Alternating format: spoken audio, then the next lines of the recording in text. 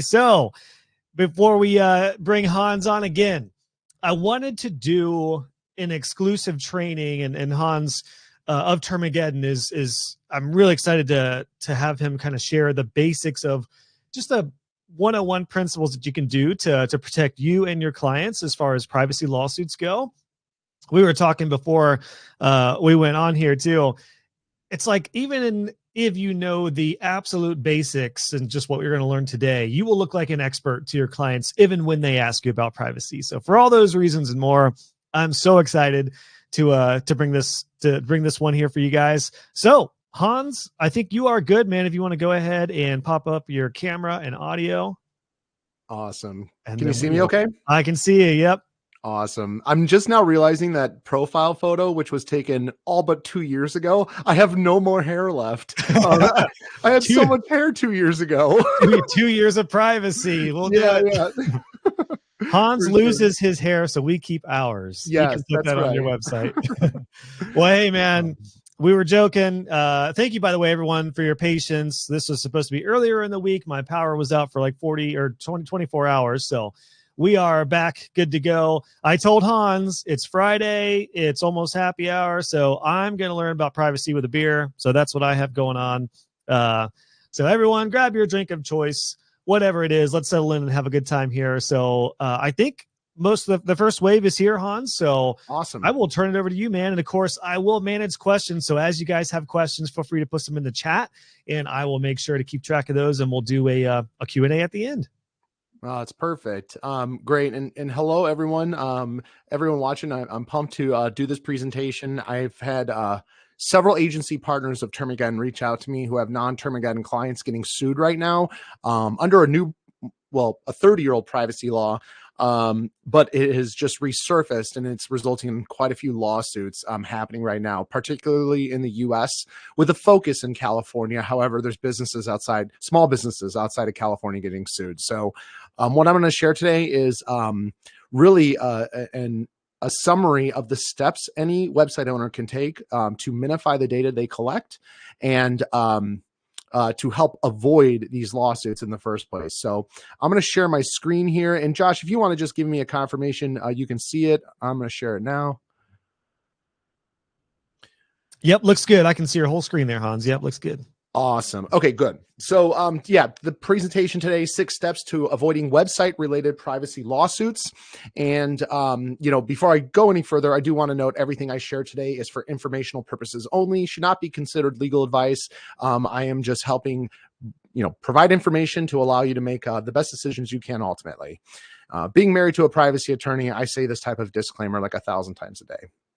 All right. So my name is Hans. I'm one of the co-founders of Termageddon. Termageddon is an auto updating website policies and consent solution. We really built it primarily for agencies and their clients. That really is our business model. We give agencies a free set of our policies for our own website in the hopes they recommend our solution to their client with our reseller or affiliate programs. Prior to Termageddon, I ran a 12-person web design agency in downtown Chicago. And that is really where I used to copy and paste client privacy policies or competitor website privacy policies and put them on my client's site. And, that never felt right. And I just so happened to marry a privacy attorney and create Termageddon to try to help. And we, created this company to try to help agency owners out. Okay. So I think one of the big statements I want to share with you all today is that I believe it is web developers' responsibility to have general understanding of the regulations that impact their industry. I know that a lot of us were building websites back when none of these regulations existed, whether they are accessibility or privacy or anything else, really. It used to be the Wild West. But the fact is, more regulations are here than ever before, and there are more coming. And, I would expect a level of professionalism from anyone in any industry that is regulated to be able to communicate those regulations to a certain degree and be able to help clients overcome those regulations and embrace them. And in our case, respect the privacy rights of our website visitors. And also in being able to do so, we reduce our chances of being fined or sued. So my goal today is to help provide this knowledge to you and provide you with actionable steps that anyone can take to protect themselves, their own business, as well as their clients. So we're going to go over four main parts of today's presentation. The first one, just, wait, people are getting sued. I think this is probably news to people. I'm sure you've heard of the GDPR fines that have been issued or the other privacy related non-compliance fines that have been issued. But we have, as of this year, entered into kind of a new era, in particular in the US, regarding lawsuits. So we will be discussing that. Then I'm going to talk about the meat and potatoes of the presentation, which are the 6 steps to data minimization. Data minimization is the act of collecting as little information as possible, enough information to run your business, of course, but nothing beyond that. And we're going to talk about 6 easy ways you can implement some best practices for that. We're going to talk about policies and consent tools for clients. I think, even if we're collecting some information, not a lot, some information, we still need policies and possibly even a consent tool, and ensuring that we can pass off that education to clients. And then last but not least, I summarize this all in like a single sheet that I hope is like just super, screenshotable. I don't know if that's a word, screenshotable. But my thought being that, it can summarize everything we discussed today, so you can walk away with that as well. Oh, and I added a bonus slide about 5 minutes ago when I was eating lunch. I had an idea. So we're going to have an FAQ at the end of this. So please write down any questions you have to Josh, and Josh will ask me afterwards. But I actually have a question for all of you. I want to get your opinion on something. So so we'll do that at the end. Okay, so are people getting sued? The answer is yes. Both large and small business website owners are currently, several of them are being sued for non-compliance with SIPA, the California Invasion of Privacy Act. This is a privacy law that was created 30 years ago for phone tracking technology. It was designed to protect the residents of California from businesses who call customers and are secretly recording the calls or having a third party listening in on those calls. Well, this law has been recently reinterpreted, and there is at least one attorney that we know of that is actively suing businesses, sometimes dozens a day, and the number's increasing, the number of lawsuits being filed. And the thought behind this is that this third-party tracking or this third-party communication could be falling into websites as well, not just phones. I think it's kind of wild that a 30-year-old privacy law that was, to put that in perspective, that existed before Google even existed. This 30-year-old privacy law has just resurfaced, and, people are now suing website owners who are completely caught off guard because of this law that was never really intended for websites in the first place. Now, you may be thinking, well, what about CCPA or CPRA? First and foremost, it actually is CPRA. CCPA was the original name, and it changed to CPRA. That's California's latest privacy law. However, I'm not talking about that today. I'm talking about SIPA, which unfortunately has a far broader reach than CPRA, which tends to only apply to larger companies. The SIPA can apply to any website owner, and that brings me into my next comment, which is that the lawsuits that are coming right now, I've had multiple agency partners of Termageddon reach out to us and tell us that they have some non-Termageddon clients being sued. And the lowest amount I'm aware of is $50,000. And these agencies, they all have small business clients, like no huge clients. These are small firms. One was like a one-person website owner. I'm getting fined $50,000 because they did not get consent as required by SIPA. And also, I'll note that the majority of the lawsuits have been filed against website owners that have businesses in California. However, over the last 2 weeks, I am aware of an Ohio small business and a Florida small business now dealing with these lawsuits as well. The biggest takeaway, and I've shared this probably, in every single presentation I've given in Josh's community, is that business location does not matter. Your location does not matter when it comes to privacy laws. Privacy laws protect and regulate people's data. So what matters is whose data are we collecting from our website, because it is those privacy laws that can apply to us. So I'm in Chicago, but I get traffic from California. Therefore, if I'm collecting data from Californians, those laws can apply to me, the California privacy laws. Privacy laws protect people. They don't care where your business is located. So, if you do have a website and you are collecting data and you're using third-party tracking technologies, this will certainly be an important presentation to watch. Third-party tracking. So this is what SIPA is out to protect California residents from. It is any technology embedded into a website where a website visitor's personal data, like their IP address, their device information, and various other factors, is shared with the third party, where the third party is able to monitor the behavior of that website visitor. So some really good examples here would be like analytics tools, heat map softwares, IP intelligence tools. If you're not familiar with that, we'll dive deeper into it. That's like one of the final slides. Advertising pixels, that's, Facebook pixel, Reddit pixel, Twitter pixel, those types of advertising pixels, and even video and map embeds, YouTube videos, Google map embeds. These are all features that place cookies and track the behavior of residents. So, I know that regulations coming into our industry is stressful, because, I think we're used to the Wild West days of just building websites however we wanted and whenever we wanted.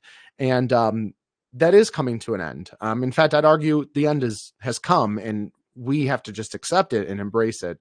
And I think the biggest takeaway to me is that we should no longer just install quote unquote free tools and features that in reality are actually harvesting website visitor data for the benefit of a third party company.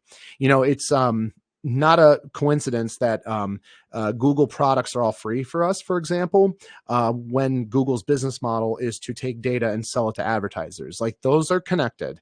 And I think we as web designers should be conscious of the fact that when we're installing free tools, is it really free, or actually is it costing all of our website visitors their data being sold off, not even sold off, just being sent off to these third parties who then use that data for their benefit and for their profit. I know it's stressful, but the reality is I consider an opportunity. We have an opportunity to embrace these changes. And by doing so, we are going to differentiate ourselves from our competitors and respect the privacy rights of our website visitors. So, yes, it's stressful. Everything that's new is stressful. I say my vote, embrace it. Because it's here, and the last thing we want is a client dealing with a lawsuit. So let's embrace it, differentiate ourselves from our competitors, and respect the privacy rights of our website visitors. All right, what did I write here? I promise these steps are a lot less stressful than having a client getting sued for their website. I'll tell you, I think it's 8 partners now. I think 8 to 10 partners have reached out to me on expressing, telling me everything about what's going on with the lawsuits.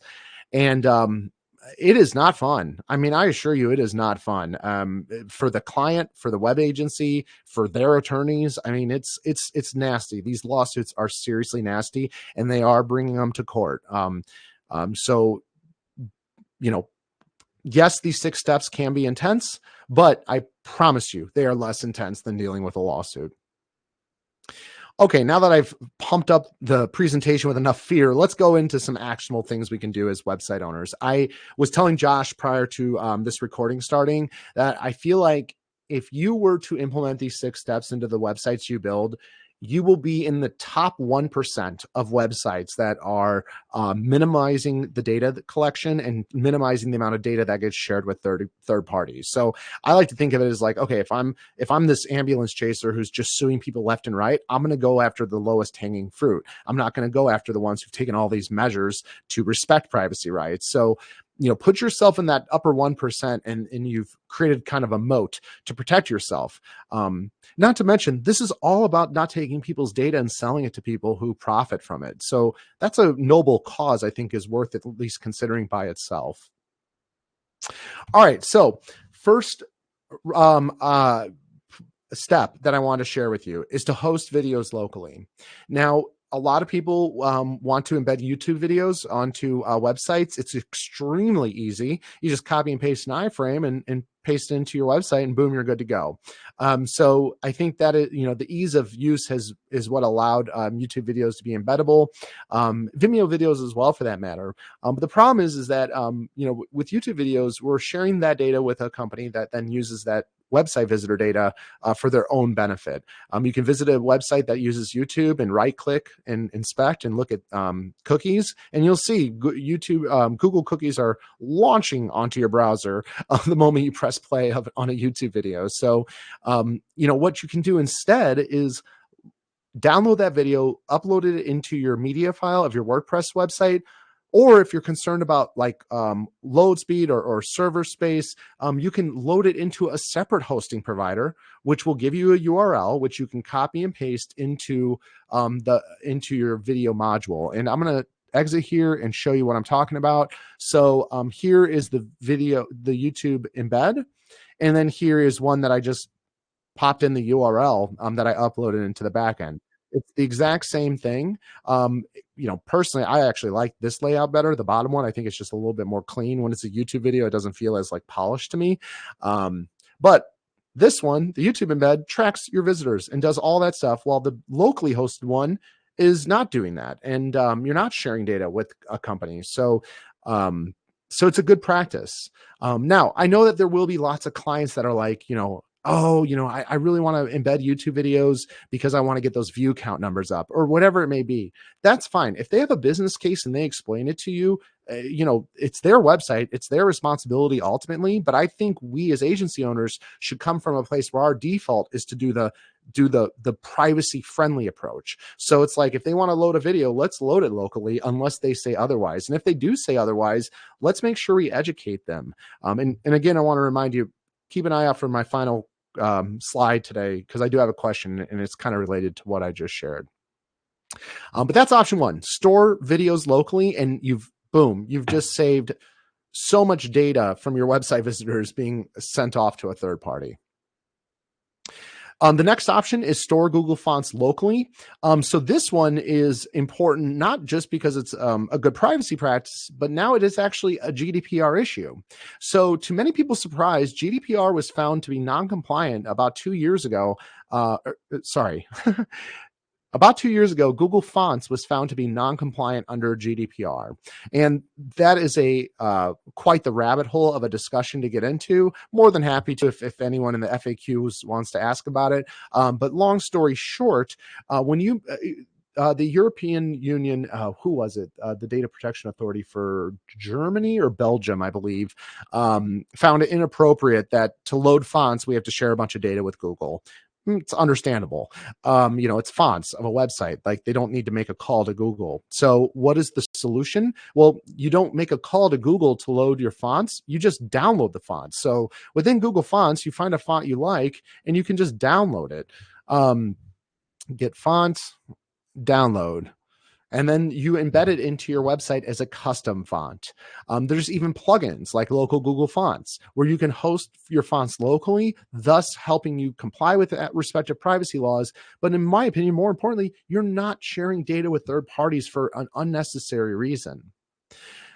So some of you may be like, well, my theme already provides Google Fonts. What should I do? Well, what you should do is Google search, like, just pick a theme. Like, let's do Avada. Does Avada store fonts locally, or does Divi store fonts locally, or Elementor, whatever it is that you use? You can Google search or reach out to them and ask, like, hey, am I storing fonts locally with your theme, or do you make a call to Google? If they make a call, figure out a way to disable that feature and load up fonts either as the custom font feature, or consider a plugin that can help support you as you do that as well. By locally storing Google Fonts, you've not only helped reduce the amount of data you're sharing with third parties, but also your website technically is going to load faster, because that's just one less call that has to be made to load up a portion of your website. All right, so for number 3, let's get back in here. Oh, and yeah, here's a link to the article if you want to see it. It's in our blog. Use privacy-focused analytics tools. So about 2 years ago, again, Google Analytics was found to be non-compliant with GDPR. We have an article covering that as well. Google then launched Google Analytics 4, which we're all quite familiar with, I'm sure. Google Analytics 4 is a much slimmed down version of the previous Google Analytics, and this was Google's attempt at helping adhere to the regulations that they too have to adhere to. So they launched Google Analytics 4. Google claims it does not monitor or track visitor behavior. Great. That's great. I hope that is accurate. But with that being said, because of that, there have been privacy-friendly companies that have sprouted up and have started to gain a lot of attention. If you have, for any website, you could use usefathom.com. I know Josh has brought on the founders to that company onto this show. We use them as well. We are the biggest fans. It's $15 a month and it's 50 websites, up to 50 websites. Like, man, we could spread that cost out amongst our clients so easily and have a privacy-friendly alternative. Super easy installation. It's excellent. And if you're just like, you know what, I still need free. Google Analytics used to be free. I still want free. This new plugin just came out, Independent Analytics, which is really exciting. It's a free WordPress plugin and it looks quite comprehensive. I've sent it off to a few agencies asking for their feedback. Feel free to download it and check it out. I haven't actually even downloaded it myself. I mean, this thing, I just became aware of it like 3 weeks ago. So this one though, it's a free WordPress plugin. In fact, I have it here. If you just Google search Independent Analytics Google, you'll get the link to it. But really exciting what this company's up to. And what's awesome is I guess I'll share this. I have spoken with so many small business clients running Termageddon, and it is like less than 2% of them actually look at their Google Analytics dashboard. For clients that don't absolutely need things like Google Analytics, don't install it. Install privacy-friendly alternatives, hopefully even free ones, and you've helped the client reduce their liability.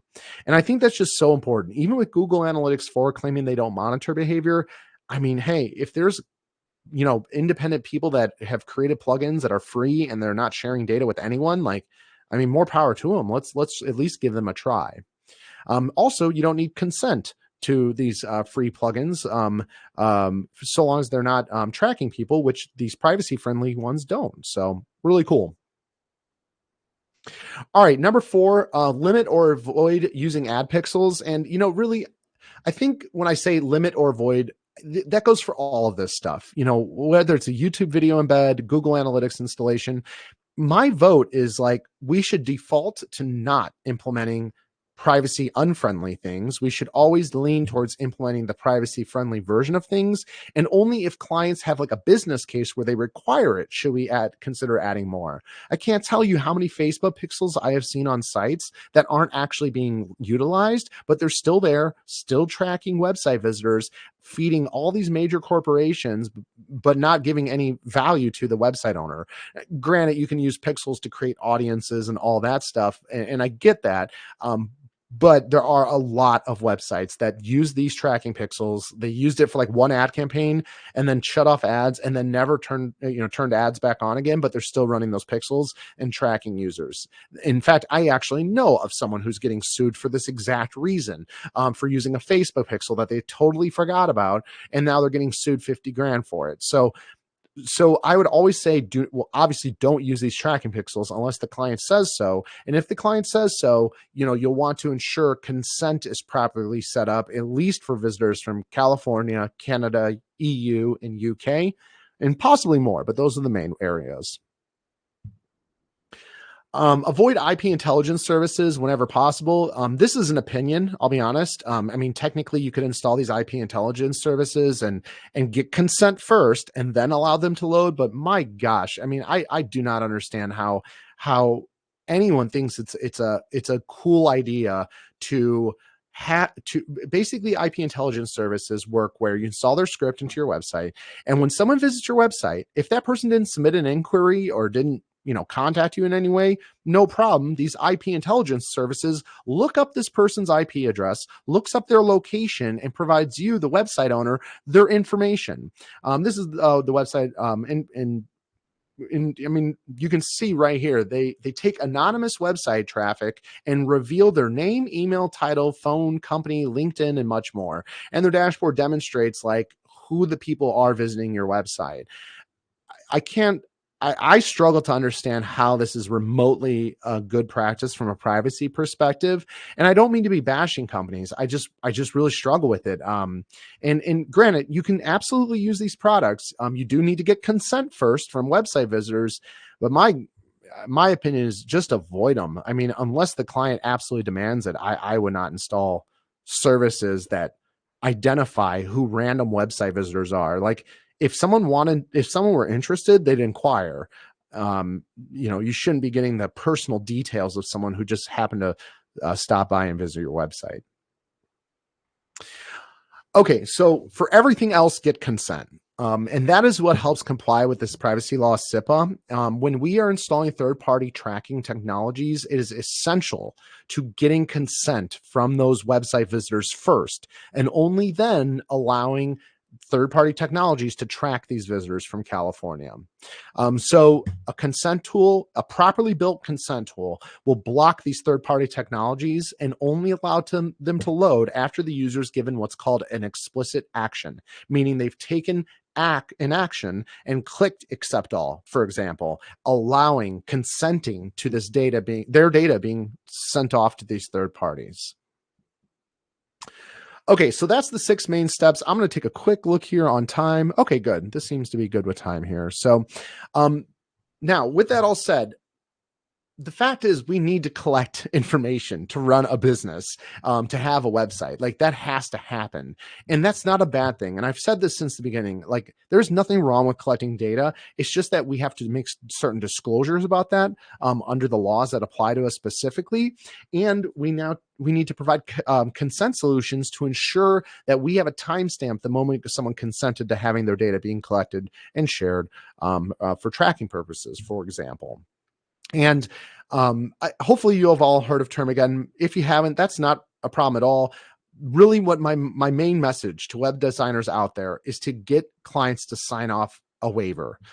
Present your clients with a waiver that explains to them what website policies are, what consent tools are, what privacy laws are, and that it is their responsibility to comply with laws, not yours. Just because you build their website doesn't mean you should be responsible for them complying with every law under the sun. That's just not possible unless you're charging like $2 million a site. Instead, I think it's important to provide education and give clients options. And a website policies waiver can do that. In the next slide, I have a link to a free waiver you can use. At the bottom, it mentions like one of the options you can get set up with Termageddon. If you're not a Termageddon partner, no problem. You can just remove that section. But I can't stress enough, get documentation in place so clients understand it's their responsibility to comply with laws, not yours.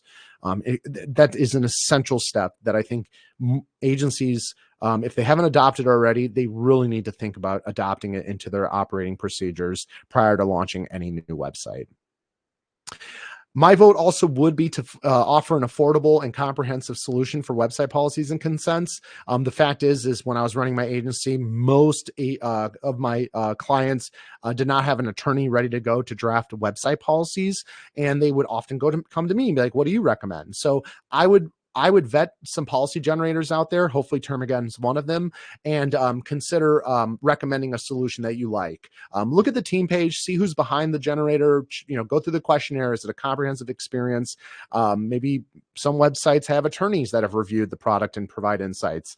Hint, hint, Termageddon's one of them. But I would recommend, an attorney is absolutely the best route for clients to go, to have an attorney provide legal advice and draft policies for their website. But the reality is most clients don't have that type of money laying around. So an affordable, comprehensive tech solution could be a plan B. And then last but not least, a little bit of a sales pitch, but feel free to join Termageddon's agency partner program. We give you a free set of our auto updating policies and consent for your own website in the hopes you love our product and consider recommending our solution to your clients. We offer a reseller and affiliate program so you can generate recurring revenue while helping your clients get protected. So here's a link to the website policies waiver. Again, I want to remind you, you don't need to use Termageddon to use this waiver. Please just use the waiver. Just remove the mentioning of Termageddon at the bottom. It is so important. I cannot stress enough how important it is to just be able to provide clients the education. Like you all now, everyone listening now knows these regulations are here. People are getting sued. I should be responsible and tell my clients about this stuff. And I just wish I could shout that on top of a mountain, because you don't need to use Termageddon to just get that documentation in place. Just consider using a waiver and protect yourself and educate your clients about what's happening. And then if you have considered ever being an agency partner of ours, or want to at least check it out, it's completely free to join. We give you a free license forever. If you do decide to resell, you can buy licenses one at a time at wholesale rates, so you can resell them to your clients at our annual fee. Or you can just do the affiliate program, where we pay you recurring commissions for the lifetime of all referrals. But I'll spare you the sales pitch from there on out. Feel free to check it out if you like. Okay, so in summary, data minimization is a best practice. By collecting and sharing the bare amount of information to run your website, you significantly reduce your chances of non-compliance penalties. And I'm not talking just fines, I'm talking lawsuits. You can help avoid lawsuits in the day and age we now live in. The 6 steps: store videos locally, store fonts locally, use privacy-friendly analytics tools, limit or avoid ad tracking pixels, avoid IP intelligence solutions, and for everything else, get consent. I'm telling you, if you do that, you're going to cover, you will be in the top 1% of websites in terms of data minimization and respecting people's privacy rights. Also, for what it's worth, for all the agencies that have reached out to me telling me about their non-Termageddon clients getting sued, it was because of number 4 and number 5 on this list. So number 5, that is the biggest one. The IP intelligence tools, where most of the lawsuits have come from. I think 4 of them, and then 2 of them have been from using Facebook Pixel. But I think it's just a matter of time until these lawsuits, until more attorneys pick up on these lawsuits and start filing their own lawsuits. And I think all these items will be up for grabs for where potential lawsuits could be filed. Provide education to your clients about the importance of compliance as it relates to websites. Ensure clients understand it is their responsibility, not yours, to comply with laws. And give clients options. I don't really believe in like pushing like Termageddon only is the only option. No, I don't believe that. I think you should offer, hey, you can work with your attorney, you can use a company like Termageddon, or you can choose to do nothing. I like giving clients choices, they're the business owner. It ultimately lands on them. Let them make the decision what they want to do about it. But it's good to offer options. Last but not least, a website policy waiver can be such an excellent way to provide this education to clients while protecting your own business. By getting that documentation in place, even if clients select they don't want policies, that's fine. They've signed off on this. So if they do end up getting fined or sued, you'll have a document that you can refer back to as a sense to help give you that protection if there were to be an issue.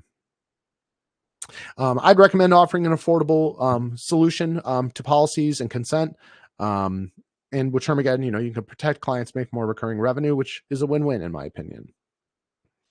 Okay, so I do want to go to FAQ, but if it's okay with you, Josh, I'm going to start off with my first question, which is during lunch today, right before this call, I had this idea, like, what if we at Termageddon created like a PDF, like a one-pager that kind of summarized this presentation? That's like, hey, what is data minimization?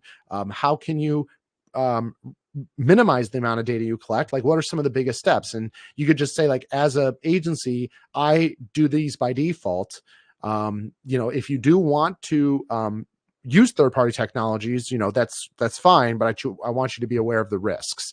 And I feel like that, like a one-pager, could help agency owners just kind of more easily share that information with their clients. So yeah, that's my question to you. Do you think that would be of value? Would you actually use that? Or is that like, that's cool, but I would never use it? So that's my question to the audience. And yeah, Josh, should we go to FAQ now? Indeed. And Hans, the requests for that are absolutely. Mark says, boom, there it is. Yeah. He says, yes. Lisa Awesome. says, yes, please. Mark is requesting a Canva template where he could change out colors. He said that would be dope.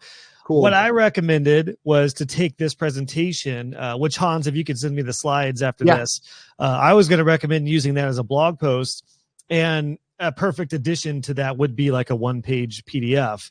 So absolutely, cool. For SEO perspective, like imagine everybody, if you put this into a PDF, well, the PDF that Hans could provide, a blog post that just outlines these points and just say, your company privacy data protection. You could have like a privacy blog post about the steps you take for privacy Ooh, for your clients. yeah, I like that. That's a good idea. Would the PDF be applicable to folks north of the border, Canadians? Sandy wonders. Yeah, so Pipetta, which is Canada's federal privacy law, requires consent prior to collecting anything as little as an IP address.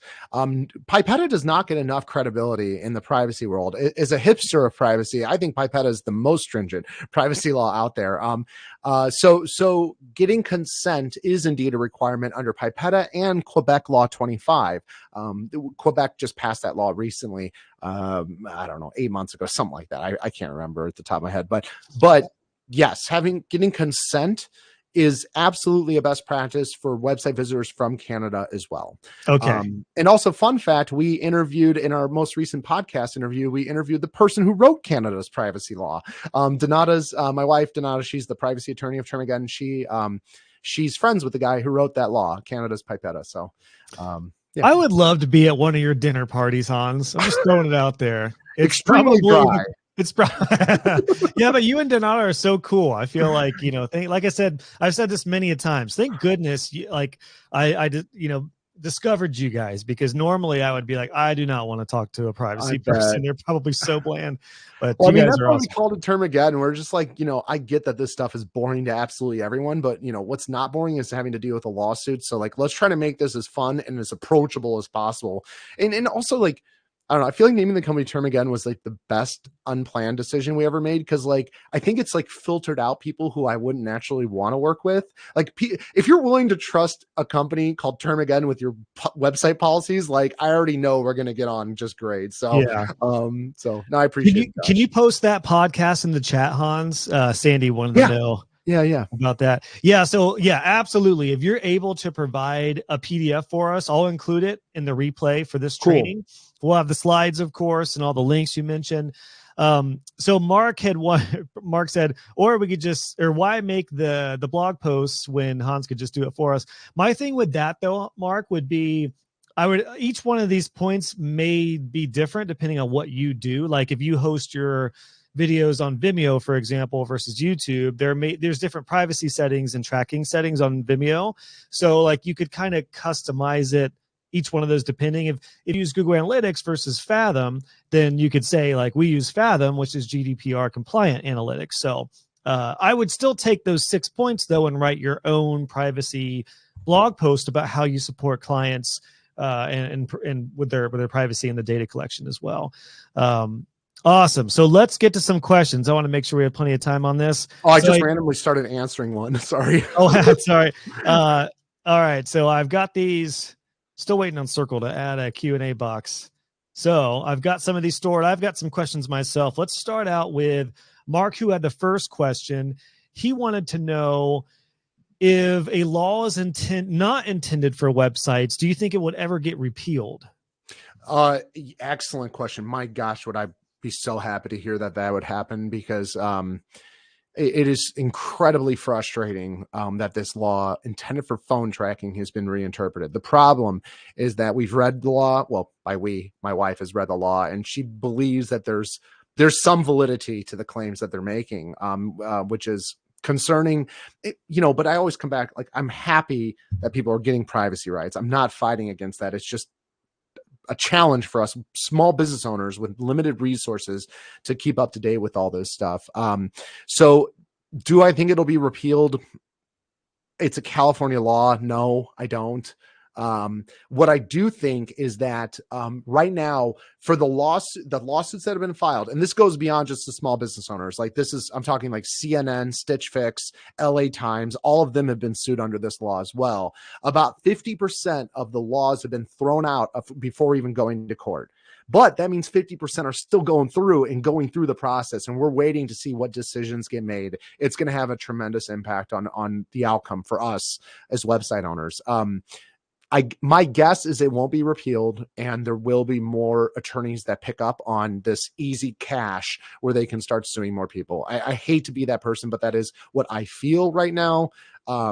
but I hope it's not the case. That's why I showed up to this presentation with a brew. It's Friday, and we're talking privacy. Oh, hey, there we go. Cheers. Cheers, Hans. Thank you for your time, man. Hold on. Let me put us on gallery. We'll try to cheers it. We'll virtually cheers. I don't know if you're below or under me. Ding. There we go. Ding. All right. I got Freedom Lemonade, so it's not a beer actually, but it's from Revolution Brewing. So it was the one thing I found in my fridge. So whatever you fancy, you know.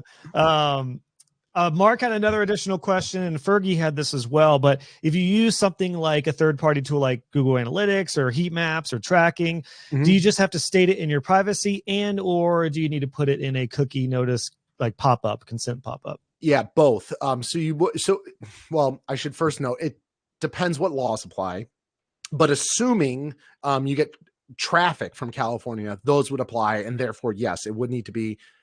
Let me be more clarified. If you get traffic from California, that's a very good example where CalOPA and SIPA immediately apply, and CPRA could even additionally apply. 2 out of those 3 would require that disclosure. So I would say, yes, if you do need to install these things, getting consent for it is a best practice, and also disclosing it in your privacy policy and cookie policy is a best practice. So technically, I could be answering this where those laws don't apply to you, and therefore you don't actually need to do it. But broad speaking, yeah, it's required by multiple laws. There were a few questions that were in and around both accessibility and optimization and speed. So Hans, your example of locally storing a video, I get how, and I think this is where privacy practices probably conflict sometimes with accessibility and optimization, because that is pretty detrimental on a page to load times. If you load, and videos, as we all know, are huge. So if you load like a 1 gigabyte video on a page, that's going to be detrimental to page speed and optimization. So do you have any tips for hosting like a video, for example, locally, or are there other third-party tools that don't track like YouTube or Vimeo? Yeah. So Vimeo offers the ability to add $DNT = 1, which means do not track = 1, where they say they don't track website visitors. So I would say that would be a good practice if you don't have any other options. Like, I think that's a good option. And I apologize. I've been out of the web development game for a little while here, but what I do is I go to I have a DigitalOcean's account, and I go into Spaces object storage, I think it's called, and I just upload it there, and that server gives me just a little link. And so when I go to WordPress, and I'll share my screen and show you this here, when I go into the WordPress site, it's like upload a video, and then they're like, what's the URL? And I just put the URL to the MP4 file. So okay.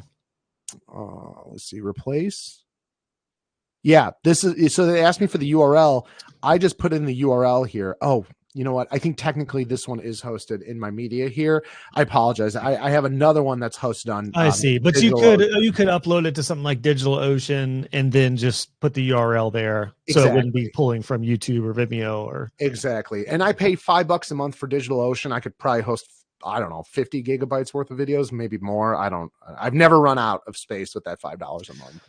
So I gotcha. So now for the accessibility, I don't know. I apologize. I'm not an accessibility expert. I don't know what the accessibility implications are of loading a big video. I'm unfamiliar with that. I do apologize. It's pretty horrendous. Like, it's a killer. It's definitely, so I would absolutely recommend, I'm sure it'd be so worthwhile, just having a DigitalOcean account or something that's a hosted server situation that is secure and that is tracking like those are. My only personal, and I have to be completely honest about this, my only personal beef with this is from an SEO perspective, so this probably isn't your lane, Hans, but like because Google owns YouTube, I've found that if you embed a YouTube video in a blog post, it will like really help SEO value, because when somebody searches a term, if there's a video and a blog post that are kind of married together, that just helps Google know that this is the blog post that this is associated with. However, absolutely, it's a great reminder to just going that route, myself included, to have a cookie consent on that. I don't have a cookie consent on my site because I use Fathom Analytics, and I'm not currently running any tracking at all. Sweet. But the video thing, I didn't quite realize that was also an issue. So now that's something I'm probably going to have to. That's a new one for, that's a new one for a lot of us. And when I shared my presentation earlier, well, first and foremost, I'll know I get to, in this day and age with me just doing Termageddon, I just get to come in as one angle. I only come from privacy. I don't have to consider all the other aspects. So it's very pure and easy for me to be like, oh, just host videos locally. It's like, oh, great, Hans, thanks. That's like a problem because of the XYZ. And I guess I want to share, like, and I think I mentioned this in the presentation, when you have business cases that require you to like implement videos, YouTube videos, that's not a bad thing. It's just that we have to get consent for it. And I really want to make sure everyone understands that.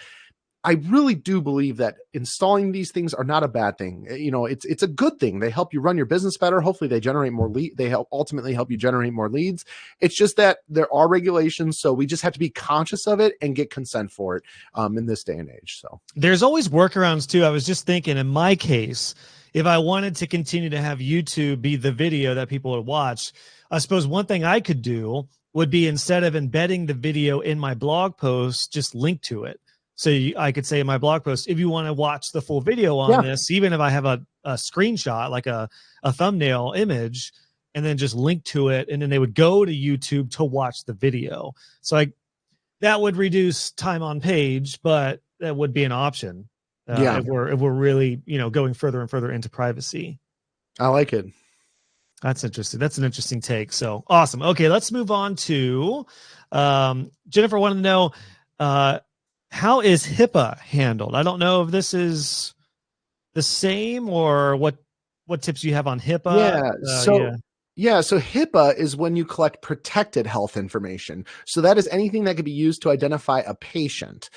So unfortunately, I am not a HIPAA expert. Whenever I'd have quotes for when I was running my agency to build like a website that would require HIPAA, after reading into HIPAA, I was like, I don't want anything to do with this. So for websites that are collecting things like prescription history and, you know, what type of insurance do you have? Unfortunately, I have just avoided those because that's just something Termageddon even doesn't cover, you know. And just to clarify, we can cover doctors' websites that have like general contact forms and stuff like that, but websites that are knowingly collecting protected health information, we wouldn't be a good fit. And just because we don't focus on that law, I don't really have a great answer. But if I were to give you advice, I would say that data minimization is a phrase we're going to hear more and more and more as the years go by. And there's no doubt in my mind that data minimization would be a good practice from a HIPAA perspective. I don't see how it could not be. Gotcha. Okay, cool. That makes sense. Yeah. Or thank goodness you don't worry about HIPAA. Yeah. Right. All right, Justin with a big one. This is kind of directed right towards Termageddon here, Hans. Not personally, but on a recent, I know you're a huge fan of Kyle and the admin bar in that community, but I guess they recently addressed an issue with Core Web Vitals about the Termageddon pop-up forms adversely affecting page load time. So do you know, from your guys' perspective, again, this is where there's just like this like yin and yang between privacy and speed and accessibility, but also conversion. I think like there's 4 things that are just constantly at war with each other. And what I've found, just as we're visualizing this, privacy, accessibility, optimization, and conversion, I feel like people tend to gravitate towards one of the 4. I tend to gravitate towards conversion, but you know, like there's people who are more privacy focused, more accessibility, more speed. Yes. What are your thoughts on that? Do you guys have a plan for maybe reducing I don't know what's entailed with the coding behind that, but what are your thoughts on the Core Vitals situation? Yeah. So any cookie consent's going to slow down a website, because basically a cookie consent's job is to go in and block things from loading until we get consent first. So that's a lot of resources that it can take to do that. Now, granted, there are optimization improvements you can make. And I actually have an article on it. I wish I saw that in Tab. I would have posted this article. But basically, there's like an easy route and a hard route. The easy route is to use like an optimization plugin where you start modifying JavaScript. You just exclude some aspects of the cookie consent, which keeps things loading faster, but it's still not great. I mean, it improves things for sure. Like people can get big bumps in it, but this option number 2 at the bottom is where things get a little bit more technical. However, the speed is like lightning fast.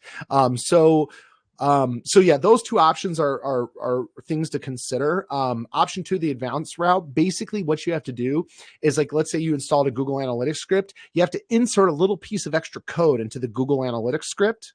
And then and for the user-centric cookie consent script, you remove a portion of that script. And maybe that's not the best way to put this. Maybe a better way to put it is, when we install the cookie consent naturally, basically the cookie consent is making a call to user-centrics to identify all the technologies on the website to block them, like YouTube video embeds and Google Map embeds and all those things. So that takes time, but you can remove that extra call by inserting manual code into these individual scripts, like a map embed or a YouTube embed. And by removing that call to YouTube, user-centrics, you massively speed up load time. The problem is it takes extra steps. So that's kind of the trade-off. Let's stick with this theme of pop-ups in general, not necessarily just Termageddon, but Sandy spoke recently at a WordCamp with an accessibility expert, and she was saying that pop-ups and overlays just broadly can typically negatively affect accessibility, mainly because screen readers have an issue with them. Yes. So cookie acceptance pop-ups. Yeah. What are your thoughts on accessibility as far as that goes? Is there anything that can be done, or yeah? For sure. I think you just want to test the cookie consent. If you go to termageddon.com, test in a fresh incognito window, I think we've gotten it to a pretty good place in terms of adhering to accessibility best practices. Obviously, we have a handful of accessibility experts that use Termageddon as well. But I always see an opportunity, because I don't know if you see it, but it says powered by user-centric consent management. That's not hyperlinked. That doesn't have the underlying hyperlink, which really bugs me. I need to get user-centrics to add that. But as I've been told, we have a very accessible, friendly consent layout. And by all means, if there's opportunities to fix it, please ping us. We'll do whatever we need to do to make sure it's as accessible as possible. There you go, Sandy. Let the accessibility expert know and have her give a good old audit of it. Yeah, absolutely. I'd welcome it. The main reason I love talking with you, Hans, is because your background makes me feel like we're about to do laser tag. I've done laser tag like a year ago. You know what I mean? I was just thinking about that because we used to have Magic Mountain. Did you guys have Magic Mountains in Chicago? No, I've heard of it though. It was awesome. Amazing. It was go-karts and laser tag. Like, they've closed down, but I would totally go there and just destroy kids with laser tag now. Like, I would be the kid, I would be the dad in line, like ready to destroy. But yeah, it was all, you're in the waiting room laser tag, and it looks like Hans's office. So yet another reason I'm the one who gets like super sweaty, running way too fast and everything. And yeah, I think it was WordCamp US, if I'm not mistaken, 2 years ago, where there's a big laser tag. I can't remember the event now. I can't believe I'm forgetting it off the top of my head. But anyways, I did do laser tag. I would welcome a match with you, Josh. So long as you're on my team. I'm in the very early stages of planning our first like WPD meetup, our Pro meetup here. So Mark wants to know if there's laser tag. I will absolutely see if we can arrange 100%. That, Mark. I know there's a couple. Actually, there's one place in Columbus that is like legit, like war simulation laser tag. So we may have to do that. All right, back to privacy. Michelle wanted to know, how does it work if I install Termageddon on the root domain of a site, but a third-party vendor is managing the shopping cart on a subdomain?